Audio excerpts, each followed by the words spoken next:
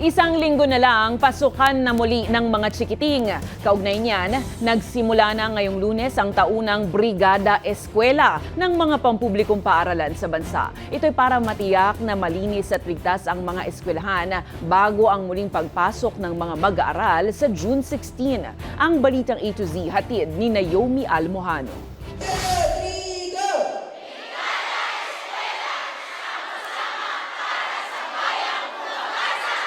Hindi alintana ng mga magulang, mga guro at maging mga batang estudyante ang aga ng gising at init ng panahon makasama lang sa kick-off ng Nationwide Brigada Eskwela para sa academic year 2025-2026. Kanya-kanya silang dala ng walis, dustpan at sako panglinis at panghakot ng mga basura o kalat. Taon-taon nang nakikisa ang mga magulang at guro sa Brigada Eskwela dito sa Sunnybrook Elementary School sa General Trias, Cavite.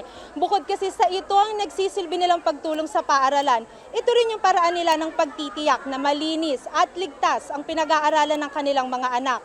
Lalo pat pumapatak sa panahon ng tag-ulan, pagbaha, habagat at bagyo ang pasukan ng mga bata. Ayon sa principal ng paaralan, nasa mahigit 4,700 estudyante ang kanilang inaasahang magbabalik eskwela. Bukod pa riyan ang mga transferee. Kaya pagpasok pa lang ng buwan, sinimulan na nilang inspeksyonin ang buong paaralan para malaman kung anong pagsasaayos nga ba ang kanilang ipaprioridad.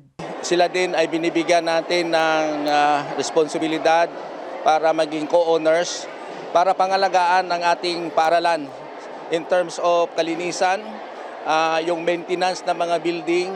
Ang magulang na si Lourdes na presidente rin ng SPTA ng paaralan, pagbabalik utang na loob sa serbisyo ng eskwelahan ang pakikiisa sa brigada. Ito ay nagsisilbing suporta naming mga magulang sa aming mga anak. Ito po ay pag-give back po naming mga magulang para sa magandang edukasyon na ipoprovide ng paaralang ito.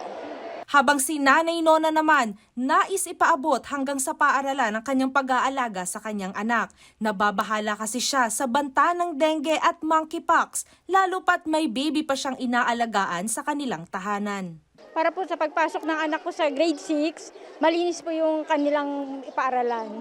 At dahil nga sa panahon ng tag-ulan tumapat ang simula ng klase ng mga bata, tiniyak ni Kadimas na handa ang kanilang paaralan na protektahan ang kanilang mga estudyante, lalo na sa peligro ng dengue. Ang ginagawa po natin, ang bawat sulok ng ating pong paaralan ay nililinis yan. Meron din tayong mga treated na mga mosquito net na kinakabit natin dito sa mga rooms kung saan isa sa mga nakita natin sa assessment na pwede itong maging unang atikihin ng lamok. At gaya rin sa karaniwang problema ng mga pampublikong paaralan, patuloy na sinusolusyonan ng SBES ang kakulangan nito sa classrooms, gaya na lang ng shift sa klase o may pang-umaga at may panghapon. Pero sa pag-iikot ni Pangulong Bongbong Marcos Jr., hindi lang classroom ang nakapukaw ng kanyang interes, kundi ang kalagayan ng mga palikuran. Aniya, delikado sa kalusugan ng mga mag-aaral ang maruming banyo. Kailangan natin linisin at pagandahin ng mga bathroom. Ang problema, sa mga pinuntahan naming eskwela, walang tubig. Kaya yun ang titignan namin na mabuti kung saan dapat manggaling yung tubig, bakit walang tubig. Tatagal ang brigada sa mga paaralan hanggang Hunyo at 13. Tinataya namang aabot sa 27 milyong estudyante ang magbabalik eskwela ngayong taon, ayon yan sa kagawaran ng edukasyon. Para sa Balitang A to Z, Naomi Almojano.